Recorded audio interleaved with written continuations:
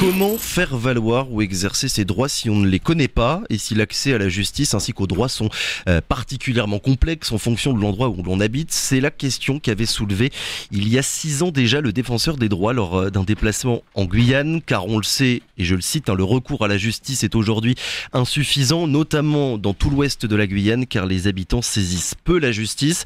Afin donc de limiter les ruptures de services publics de la justice, le CDAD de la Guyane, le Conseil départemental de l'accès au droit, a mis notamment en place ce qu'on appelle les pirogues du droit sur l'Oyapock et sur le Maroni. Pour en parler, Alix Gloriane est avec nous ce matin. Bonjour. Bonjour et bonjour à tous les auditeurs. Et merci beaucoup d'avoir accepté notre invitation, Alix Gloriane. Vous êtes juriste et donc responsable des communes du Haut-Maroni pour le CDAD, Conseil départemental de l'accès au droit de Guyane. On va évidemment parler des pirogues, c'est le sujet principal de cette interview, expliquer un petit peu à quoi elles servent. Mais d'abord, est-ce que vous pourriez nous présenter, on va dire, le CDAD? C'est quoi? Qu'est-ce que vous faites exactement? Alors, le CDAD, c'est finalement un groupement d'intérêt public qui réunit plusieurs partenaires qui composent notre conseil. Notamment, nous avons notre président qui est aussi le président du tribunal judiciaire, Monsieur Marez Abassi. Nous avons aussi le procureur, c'est important de le dire, qui est notre vice-président également, actuellement, qui est Monsieur Yves Leclerc. Et puis nous avons différents partenaires tels que les associations des maires, l'ordre des avocats, on va y revenir pour la pirogue. On a aussi différents partenaires tels que les notaires, la chambre des notaires, la chambre des huissiers, pour ne pas les citer tous. Oui. Et puis finalement, la volonté du CDAD, c'est d'informer, orienter, coordonner l'accès au droit. Ça veut dire quoi, informer, coordonner l'accès au droit? Ça veut dire, alors, informer, c'est qu'on reçoit directement les administrés et on les informe de leurs droits dépendamment des problèmes qui nous sont présentés. Orienter, c'est de leur donner le panel des solutions judiciaires ou amiables qui se présentent à eux. Et puis, coordonner, c'est aussi répertorier l'ensemble des associations ou structures qui peuvent les accompagner tout au long de leur problématique et de la résolution de ce problème. Et ça se fait sur l'ensemble du territoire, ce n'est pas que pour l'Oyapock et pour le Maroni avec les pirogues du droit. Là, on parle bien de toute la Guyane. Voilà, on parle vraiment de toute la Guyane puisque sur 22 communes, le CDAD est présent sur 11 communes. D'accord. Donc on est déjà sur la moitié, un peu plus parce qu'on intervient dans certains établissements scolaires, mais où on peut vraiment avoir du tout venant, on est sur 11 communes. Donc c'est vraiment l'ensemble du territoire guyanais. Alors si vous êtes avec nous ce matin, Alix Gloriane, c'est parce que la prochaine édition des pirogues du droit, ce sera le mois prochain du 17 au 21 octobre sur le Maroni, Grand Santi, Papaïcheton, Antekumpata, Maripasoula. Comment ça se passe exactement? C'est quoi la pirogue du droit déjà? Alors la pirogue du droit, c'est un concept qui a été mis en place par le barreau de Guyane. En 2013, c'est bien ça. Oui. Voilà, c'est important de le souligner, parce qu'il n'y aurait pas eu de pirogue du droit s'il n'y avait pas eu le barreau. Donc ils l'ont mis en place et là, c'était la volonté première, c'était de pallier à la rupture de l'accès au droit qu'il y avait sur les communes de l'intérieur. Donc ça a commencé avec le Maroni. Et l'organisation finalement de cette pirogue, c'est d'envoyer une délégation. À chaque fois, on part sur une base de 10 personnes, des acteurs du monde judiciaire et associatif, qui viennent à la rencontre de ces administrés qui ne peuvent pas forcément se déplacer ou s'ils se déplacent avec beaucoup de difficultés. Oui. Et c'est de leur apporter finalement toute l'information, tout le conseil et les solutions juridiques et amiables qu'ils peuvent avoir et que par moment, non, très souvent, ils ne font pas parce qu'ils se disent on est loin, ça va pas fonctionner, ça n'ira pas jusqu'au bout. Donc c'est vraiment pas lié à cette rupture. Et puis par la suite, le CDAD a pris en charge l'organisation de cette pirogue puisque finalement ça représente énormément de logistique, des invitations, des choses à mettre en place. Et puis, on souhaite quand même bien souligner le partenariat avec les mairies, parce que sans les mairies, il n'y a pas de pirogue. On reviendra justement sur les liens que vous pouvez avoir avec les municipalités sur le Maroni et sur l'Oyapock pour que ces pirogues du droit fonctionnent le mieux possible. Le frein principal, depuis tout à l'heure, on parle d'accès au droit et de rupture de services publics. Le frein principal, c'est vraiment et avant tout l'éloignement et donc le coût, le budget qu'il faut avoir pour venir par exemple de Maripasoula jusqu'à Cayenne. Alors voilà, il y a déjà un premier souci. La connexion avion est chère, même s'il y a des tarifs préférentiels pour les résidents. Si on prend l'exemple de Marie Passoula est plus proche d'avion de Cayenne que de Saint-Laurent. Pourtant, elle dépend du tribunal de proximité de Saint-Laurent. D'accord. Donc déjà ça illustre un peu les soucis qu'il y a de distance. Et puis dans un second temps, c'est que si on ne peut pas prendre l'avion pour un souci de papier ou un souci d'argent, on se doit de prendre la pirogue. Et là, pareil, on dépend d'un coût très aléatoire, dépendamment du piroguier, un temps énorme pour monter jusqu'à Saint-Laurent, puisque là c'est la seule solution. On peut pas arriver de pirogue à Cayenne, donc c'est forcément Saint-Laurent. Tout ça, ce sont finalement des dépenses qui sont au-delà des capacités des administrés de ces communes. Manifestement, quand on regarde, quand on touche à peu près le RSA ou qu'on ne touche pas de prestations sociales et qu'on ne travaille pas parce qu'il n'y a pas tant de travail disponible sur place, on n'a pas les moyens de se rendre à Saint-Laurent, ni même à Cayenne. D'où l'idée finalement de renverser un petit peu la tendance et de faire en sorte que ce soit Cayenne. Exactement Cayenne qui aille à l'intérieur et pas l'intérieur qui va vers Cayenne et vers le littoral de manière générale. Vous nous avez dit et vous nous avez expliqué qu'il y a environ une dizaine de personnes à chaque fois dans ces pirogues. Qui des magistrats, des avocats, qui sont présents finalement à bord? Alors en tant que membre permanent, on aura toujours les juristes du CDAD, on aura toujours des représentants du tribunal judiciaire. Et on aura toujours des représentants du barreau, donc toujours des avocats. D'accord. Ce sont leurs contributions à cette pirogue. Et puis par la suite, ça dépendra de nos invitations. On est souvent accompagné par les associations d'aide aux victimes, puisqu'il en existe deux, la VIP, la GAV. Et puis on a ensuite, dépendamment des réponses et des disponibilités de chacun, on peut avoir défenseur du droit, on peut avoir assistante sociale, on peut avoir PJJ. Ça dépend finalement des réponses à nos invitations. Donc vous vous arrêtez pour qu'on visualise bien à quoi ça ressemble dans plusieurs communes et vous faites quoi? Vous allez directement au contact des personnes pour leur dire quoi? Bonjour, quels sont les problèmes que vous rencontrez? On va voir ensemble finalement s'il peut y avoir une réponse juridique à ce que vous traversez. Alors matériellement, comment ça se passe? On a de l'information, on fait de l'information de l'affichage, enfin les mairies particulièrement.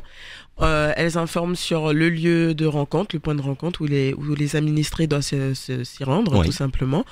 La délégation s'installe, on fait plusieurs petits stands et puis les personnes viennent d'elles-mêmes nous exposer leurs soucis. Donc le CDAD, il fait un premier travail de traitement, donc on reçoit, on écoute la version, on le transforme finalement en termes juridiques pour les réorienter en fonction des acteurs qui sont là avec nous.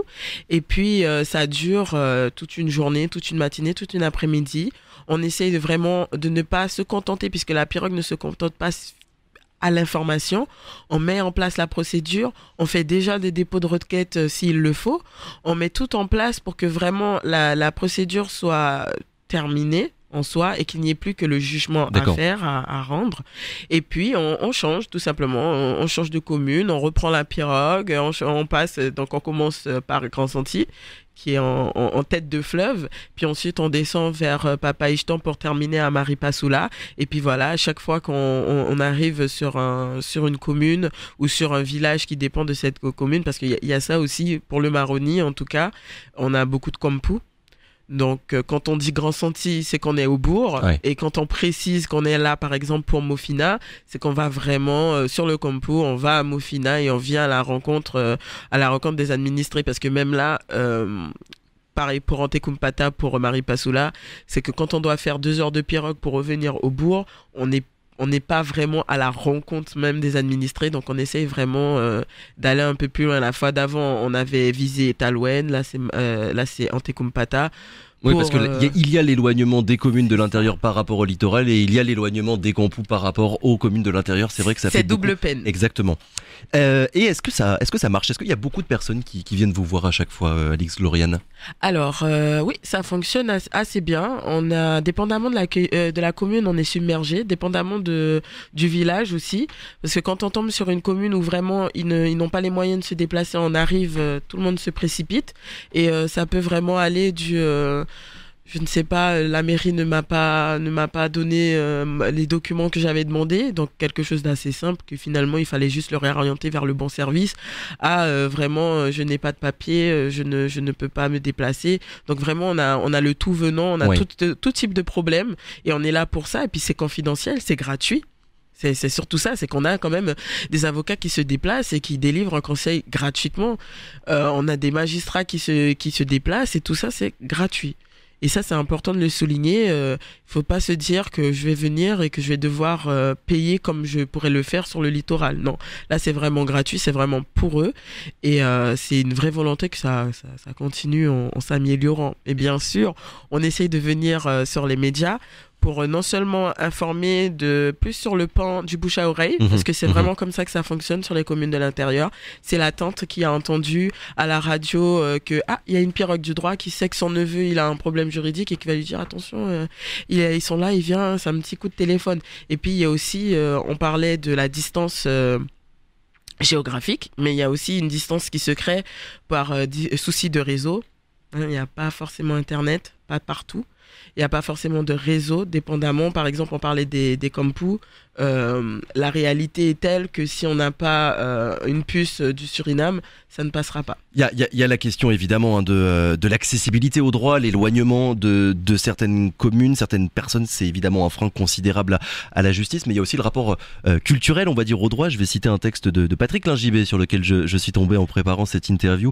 Les fractures historiques montreraient en effet que le droit a vécu dans son histoire comme un fait extérieur, développé en dehors de la culture guyanaise. C'est le cas sur le littoral, mais encore plus sur le fleuve. Est-ce que c'est quelque chose que vous constatez régulièrement, Alix Gloriane, lors des pirogues du droit, le recours à la coutume finalement plutôt qu'au droit, et qui peut ensuite poser des problèmes en termes de juridiciasie, oh j'ai du mal à le dire, de procédure juridique, ce sera plus simple. Ce sera plus simple comme ça. Alors, sur la pirogue en tant que telle, on ne remarque pas cette fracture culturelle parce que quand les administrés viennent, ils sont déjà dans une dynamique d'accepter le droit tel qu'on leur apporte. Par contre, sur moi, mes déplacements, puisque je me déplace tous les mois, là, je rencontre des gens qui sont, disons, moins familiers avec le droit tel qu'on le connaît, et qui finalement ne comprennent pas certaines réalités. Par exemple, on parlait du foncier.